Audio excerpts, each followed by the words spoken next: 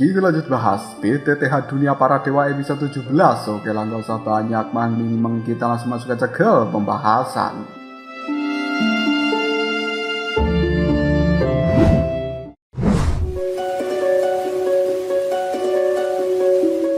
Xiaoyan sekarang telah mengaktifkan kekuatan dari boneka iblisnya. Seketika pasangan mata merah menyala dan bahkan energi darah iblis yang berada di sekitar tempat ini terguncang oleh fluktuasi energi yang berasal dari boneka iblis Xiaoyan. Tidak lama kemudian, boneka iblis itu pun mengayunkan rantai yang berada di tangannya dan kemudian menghancurkan batu di tempat sekitar, lalu melemparkannya ke arah iblis roh tanpa rasa takut. Hal itu membuat pandangan mata dari iblis roh menjadi menajam. Dia dalam sekejap saja melemparkan sebuah tinju dan kemudian diar.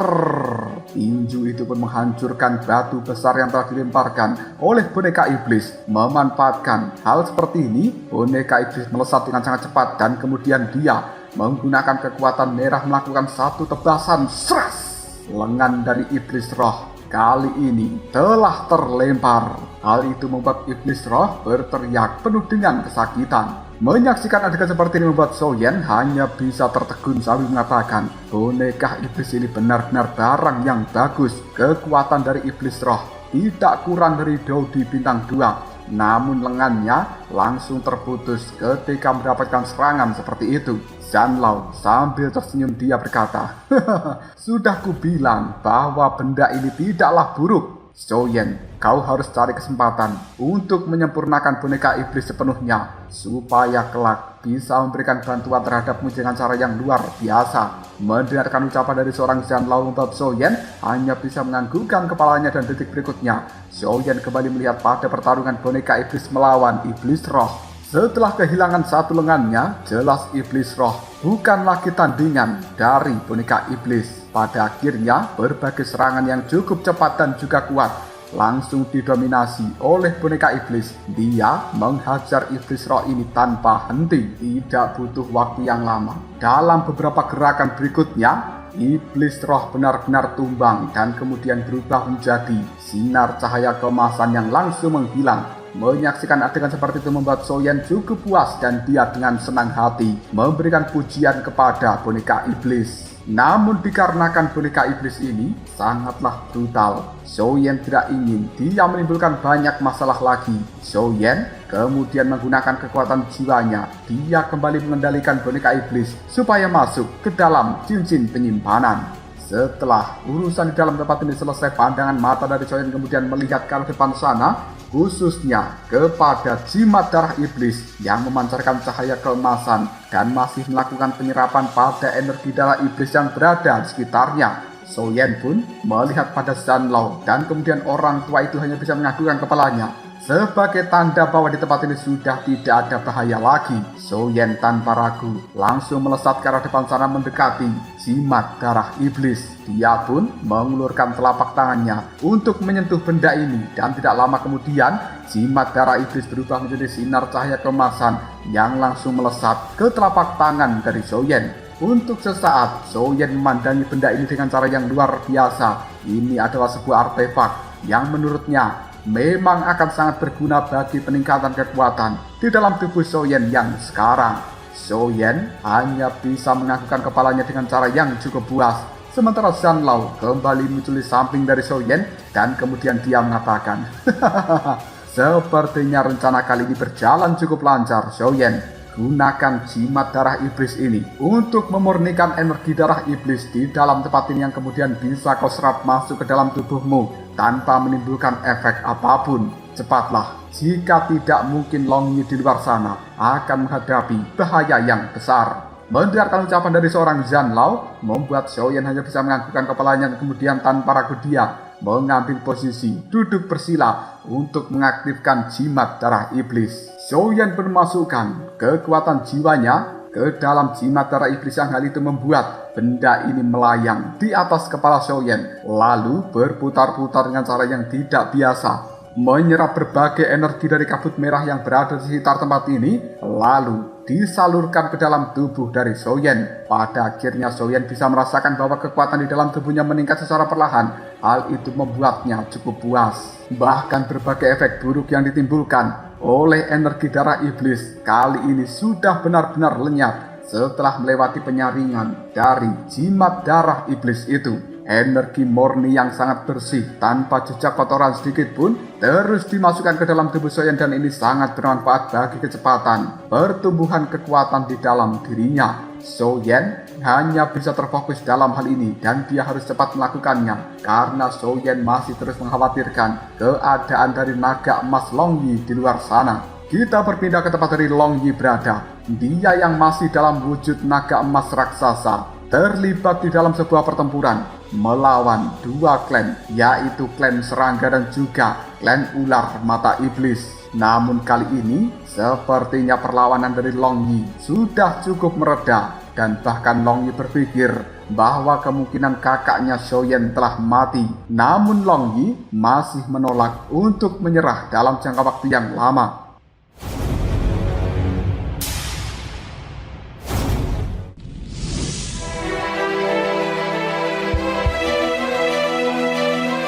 Setelah beberapa hari terlibat di dalam pertempuran yang cukup sengit, Longyi masih mencapai hasil yang cukup signifikan.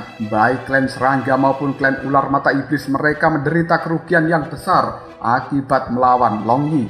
Oleh karena itu, keduanya pun menganggap Longyi sebagai duri yang harus segera disingkirkan. Dan itu membuat klan ular mata iblis dan juga klan serangga bergabung untuk memburu Longyi ini. Perlahan-lahan hal itu telah memaksa Longyi jatuh ke dalam situasi putus asa. Akibat perlawanan yang terus-menerus dilakukan oleh Longyi pada saat ini, tubuh emas besarnya sudah berlumuran dengan cairan berwarna merah. Longyi tiba-tiba saja langsung berubah menjadi bocah kecil yang menggunakan jubah emas dan juga permata emas. Tubuhnya sudah penuh dengan luka. Detik berikutnya tiba-tiba 3 sosok telah muncul di atas Longyi. Mereka berdiri dengan pandangan mata penuh kemarahan, dan tidak lain, mereka bertiga merupakan orang yang paling kuat dari klan serangga dan juga klan ular mata iblis. Sang raja dari klan ular mata iblis yang bernama Molly melihat ke arah Longyi yang berada di bawah sana, dan kemudian dia berkata dengan nada suara penuh kemarahan, "Dasar binatang buas, akhirnya kita bisa menemukan tempat persembunyianmu. Hari ini aku, Molly, akan melihat bagaimana kau bisa melarikan diri lagi." Pandangan mata Longyi kemudian melihat ke arah atas untuk menyaksikan 3 orang yang baru saja muncul itu. Mereka adalah Molly, sang raja ular mata iblis, dan 2 lagi adalah raja dari klan serangga, sementara yang satunya merupakan manusia serangga hijau.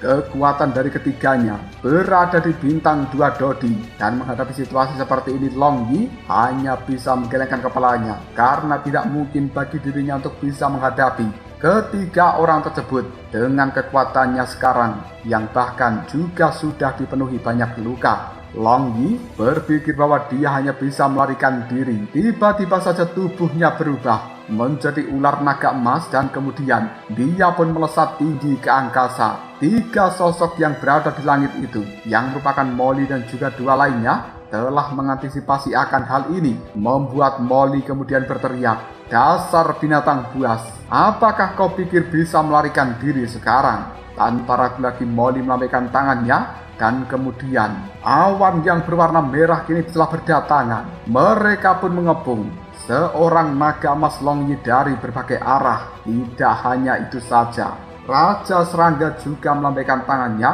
dan menyuruh pasukan serangga untuk juga mengepung seorang Longyi. Hal ini benar-benar membuat Longyi tidak berdaya. Pandangan mata dari seorang Longyi telah menajam, dan kemudian dia berubah menjadi sinar cahaya emas untuk melesat dengan sangat cepat, menghindari dan juga menerobos pengepungan itu. Namun detik berikutnya Molly melambaikan tangannya, sinar cahaya emas langsung boom menghantam tubuh dari naga emas Longyi. Hal itu segera membuat Longyi terjatuh dari udara, menghantam tanah di bawah sana, dan kemudian sisik-sisik emasnya ini berhamburan luka yang diderita oleh naga emas Long Yi menjadi semakin parah saja. Long Yi kemudian kembali berubah menjadi bentuk manusianya. Dia duduk terdiam dan juga sudah pasrah dalam hal ini, karena Long Yi juga sudah tidak memiliki semangat untuk hidup ketika dia berpikir bahwa kemungkinan kakaknya Shou Yan sudah tewas. Maka dari itu, untuk apa hidup di dalam dunia ini jika tidak ada Shou Yan? Kita berpindah ke tempat dari Shou Yan berada. Dia sudah memasuki kondisi khusus di dalam kultivasi. Seluruh tubuh dari Shou Yan telah dibungkus oleh sinar cahaya merah. Bahkan seluruh tubuh dari Shou Yan sekarang juga sudah berwarna merah. Rambutnya juga berwarna merah, bahkan bulu keteknya juga merah. Namun Shou Yan tidak peduli dengan perubahan penampilan tubuh fisiknya. Yang dia pedulikan saat ini hanyalah supaya bisa menembus ke bintang 2 Dodi dan kemudian keluar untuk menyelamatkan Long Yi. Hanya dalam beberapa hari melakukan penyerapan energi darah iblis di dalam tempat ini, kekuatan Shou Yan telah mencapai tahap akhir puncak bintang 1 Dodi. Namun untuk bisa mencapai bintang 2 Dodi, kemungkinan Shou Yan masih membutuhkan waktu yang cukup lama, karena energi yang diperlukan untuk mencapai level itu benar-benar sangat besar. Waktu pun terus berjalan. Setelah periode yang tidak diketahui, energi darah iblis yang berada di dalam ruangan ini mulai secara bertahap berkurang. Namun, inti Do yang berada di dalam tubuh Shou Yan telah memancarkan fluktuasi energi yang sangat luar biasa. Bahkan ukurannya juga telah membesar. Tidak lama kemudian, Shou Yan terasa seperti dibawa ke sebuah dunia lain.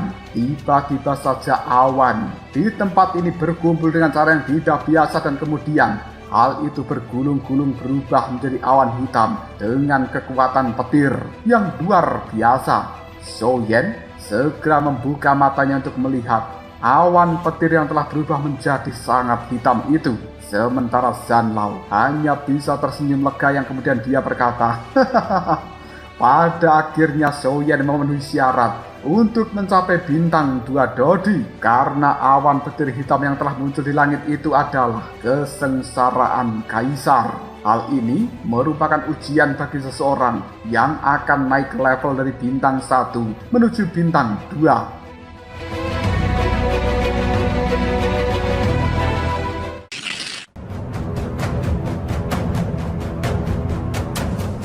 Detik berikutnya energi petir yang luar biasa dikeluarkan dari dalam awan hitam itu dan berubah menjadi 4 makhluk raksasa. Mereka semuanya adalah iblis petir kuning, iblis petir hitam, iblis petir bumi, dan juga iblis petir langit.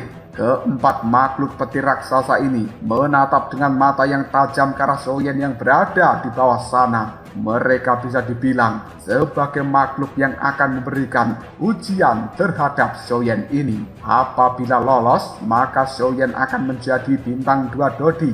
Namun jika tidak lolos, maka Shou Yan akan terluka. Dan kemungkinan terburuknya adalah kematian. Shou Yan kemudian berdiri dan dia pun akan menantang 4 iblis petir tersebut. Tidak lama kemudian iblis petir kuning, dia merupakan penguji pertama yang tanpa ragu-ragu langsung melambaikan tangannya, dan kemudian hal itu berubah menjadi sebuah telapak tangan petir raksasa berwarna kuning meluncur dengan sangat cepat menuju ke arah Shou Yan di bawah sana. Menghadapi hal seperti ini, Shou Yan tidak gentar sama sekali. Dia kemudian juga mengulurkan telapak tangannya dan memberikan energi yang langsung berubah menjadi telapak tangan api raksasa. Lalu diar! Telapak tangan api bertabrakan dengan telapak tangan petir yang kemudian menghancurkannya dalam seketika. Dan kali ini telapak tangan api milik Shou Yan masih meluncur dengan sangat cepat, lalu boom! Menghantam tubuh iblis petir kuning yang langsung membuatnya roboh dalam satu kali serangan. Namun sebelum roboh itu, iblis petir kuning masih melemparkan serangan petir kuning ke arah Shou Yan yang kemudian seras juga mengenai tubuh dari Shou Yan. Hal itu hanya membuat Shou Yan berteriak sakitan, namun tubuhnya tidak terluka. Shou Yan hanya bisa menggelengkan kepalanya dan kemudian dia berkata, iblis petir kuning, kau masih meremehkan diriku. Ujian pertama bisa dianggap lolos, iblis petir kuning yang sudah kalah menghilang dalam seketika. Detik berikutnya pandangan mata dari Xiaoyan melihat ke arah iblis petir hitam. Dia merupakan penguji kedua. Merasa tertantang oleh seorang bocah bernama Xiaoyan ini, iblis petir hitam pun melemparkan kekuatan petir hitam yang kemudian berubah menjadi tombak hitam yang sangat tajam, meluncur dengan sangat cepat menuju ke arah Xiaoyan. Menghadapi serangan seperti ini membuat Xiaoyan tiba-tiba saja menggunakan langkah ledakan dan dia menghindar secepat mungkin. Akhirnya serangan yang dilemparkan iblis petir hitam pun gagal mengenai tubuh dari Xiaoyan. Detik berikutnya Xiaoyan telah muncul di hadapan iblis petir hitam sambil memegang pedang kuno api surgawi yang sudah dimasuki kekuatan api yang luar biasa. Tanpa ragu lagi Xiaoyan memberikan tebasan menggunakan pedang besarnya itu yang kemudian tegar menghantam tubuh dari iblis petir hitam. Hanya dalam waktu yang cukup singkat, iblis petir hitam pun terlempar mundur cukup jauh. Makhluk ini kemudian bangkit kembali dan melemparkan serangan petir hitam yang langsung berubah menjadi tinju petir hitam raksasa. Menghadapi serangan seperti itu, Xiaoyan tidak berani meremehkan sedikit pun. Dia pun kembali memasukkan kekuatan api yang luar biasa ke dalam pedang berat kuno api surgawinya. Lalu pedang ini pun membesar dan dia pun memberikan tebasan di mana energi yang luar biasa dari kekuatan api dilemparkan dan pada akhirnya tinju petir hitam berhasil dihancurkan oleh seorang Xiaoyan, dan kali ini kekuatan dari pedang apinya itu masih melesat menghantam tubuh dari iblis petir hitam sampai membuatnya terlempar sangat jauh kembali. Akhirnya iblis petir hitam benar-benar tumbang dan dia pun menghilang dalam seketika. Dua ujian Xiaoyan telah lolos. Pandangan mata dari Xiaoyan kemudian melihat pada iblis petir bumi dan juga iblis petir langit. Dia merasa bahwa kedua makhluk ini adalah yang paling sulit untuk dihadapi.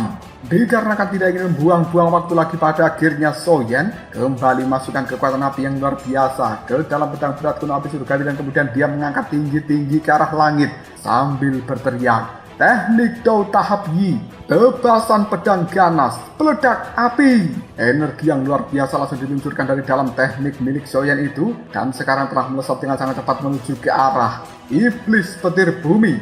Menghadapi serangan dari seorang Xiaoyan, iblis petir bumi pun melambaikan telapak tangannya yang kemudian kekuatan petir luar biasa telah langsung menyabar energi pedang milik Xiaoyan dan akhirnya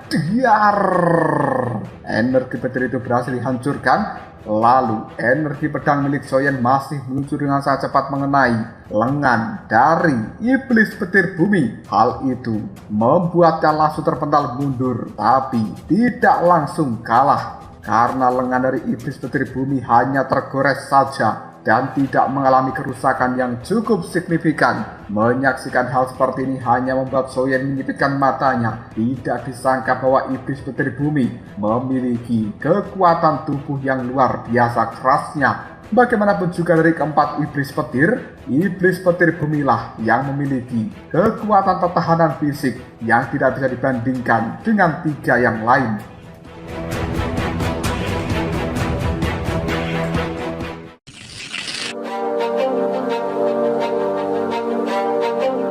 Pandangan mata dari iblis petir bumi melihat ke arah Xiaoyan dengan cara yang cukup menyeramkan. Sementara iblis petir langit kali ini telah mengumpulkan berbagai energi petir yang akan dia gunakan untuk melawan Xiaoyan. Masih tidak ingin menyerah, Xiaoyan pun kembali memberikan tebasan menggunakan teknik pedangnya itu sekali lagi. Dan bahkan bukan hanya itu saja, Xiaoyan juga telah mengirimkan pukulan tinju api raksasa. Kedua serangan ini meluncur menuju ke arah iblis petir bumi. Pada akhirnya tangan dari Xiaoyan membentuk sebuah segel tertentu dan dia mengendalikan tinju api miliknya yang ternyata bukan untuk memberikan serangan kepada iblis petir bumi. Namun Xiaoyan telah langsung membelokkan tinju apinya menuju ke arah dari iblis petir langit. Sementara serangan yang asli yang ditujukan untuk iblis petir bumi adalah tebasan pedang api milik Xiaoyan. Pada akhirnya Iblis petir langit yang sedang mengumpulkan energi petir, dia tidak menyangka bahwa akan diserang oleh Soyan dengan cara seperti itu. Tanpa memiliki waktu untuk menghindar, tiba-tiba diar!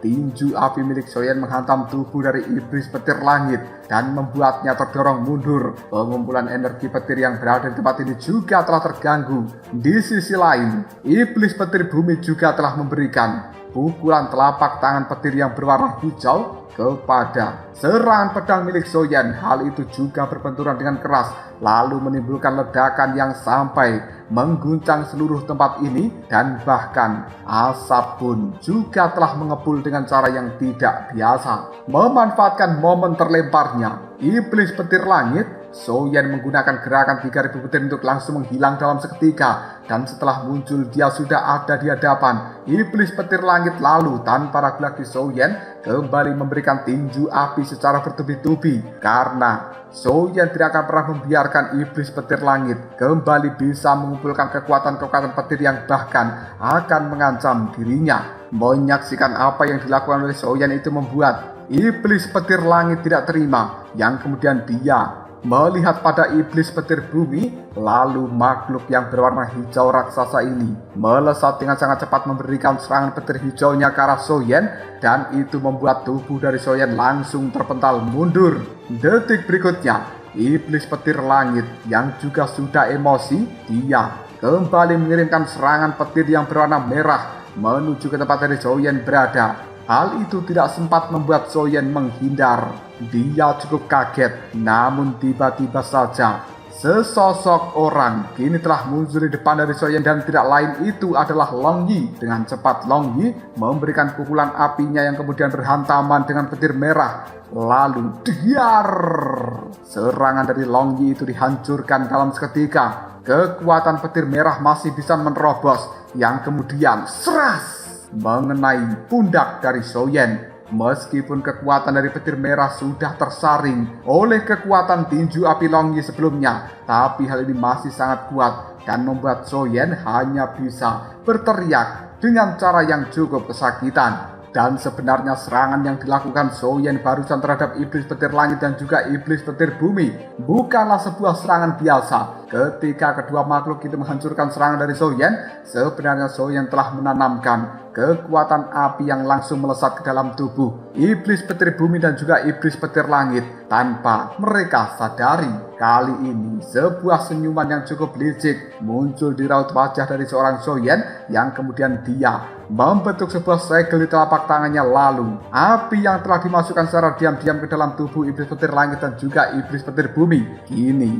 mulai berkobar dari dalam dan kemudian membakarnya secara perlahan. Di bawah pembakaran dari kekuatan api yang berwarna kuning itu, iblis petir langit dan juga iblis petir bumi tidak mampu menahannya, hingga akhirnya mereka pun jatuh dan roboh secara bersamaan. Pada akhirnya Soyan bisa bernafas lega karena dia sudah mampu mengatasi 4 iblis petir dan dianggap ujiannya telah lulus kali ini. Detik berikutnya pandangan mata Soyan melihat ke arah langit yang masih memiliki awan hitam bergejolak. Soyan cukup heran kenapa awan hitam ini tidak memudar, padahal 4 iblis petir sudah berhasil dia kalahkan dan seharusnya ujian ini bisa dianggap berhasil, bukannya mereda. Kekuatan petir yang berada di dalam awan hitam malah semakin meningkat. Hal itu membuat Soyan tidak tahu apa sebenarnya yang telah terjadi. Sosok dari Zanlao tiba-tiba saja keluar dari dalam cincin penyimpanan. Hal itu membuat Soyan kemudian bertanya, "Zanlao, apa yang telah terjadi? Bukankah seharusnya syaratku sudah terpenuhi karena aku sudah mampu mengalahkan 4 iblis petir, tapi awan hitam di langit itu tidak memudar, melainkan energi yang berada di dalamnya semakin menguat. Aku benar-benar tidak paham dengan hal ini." Zanlao kemudian berkata, "Soyan, cepat keluarkan pil penangkal kesengsaraan milikmu yang telah diberikan oleh Kaisar Ming sebelumnya."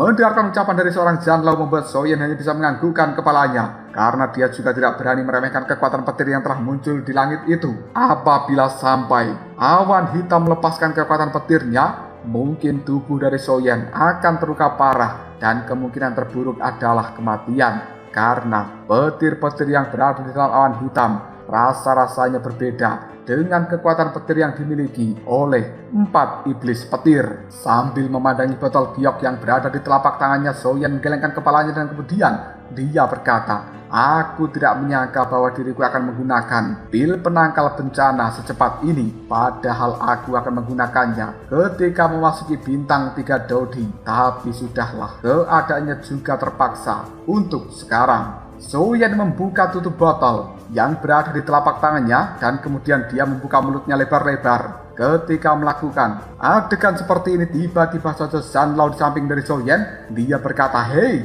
apa yang akan kau lakukan?" Xiaoyan kemudian menimpali, "Bukankah tadi Anda menyuruhku untuk menggunakan pil penangkal kesengsaraan ini?" Zanlaw memukul tubuh dari Xiaoyan sambil berkata, "Bukan begitu cara menggunakan pil ini, bocah pintar." Xiaoyan hanya menyipitkan matanya. "Lalu bagaimana cara menggunakan pil penangkal kesengsaraan?" Zanlaw pun menimpali, "Pil itu bukan untuk kau telan, tapi untuk kau lemparkan ke arah langit, supaya bisa mengurangi energi petir yang berada di awan hitam itu. Mengerti, ha?" Mendengarkan perkataan dari seorang Zanlaw hanya membuat Xiaoyan menggaruk kepalanya. Ternyata cara menggunakan pil ini adalah seperti itu. Bukan ditelan, tapi dilemparkan ke arah langit.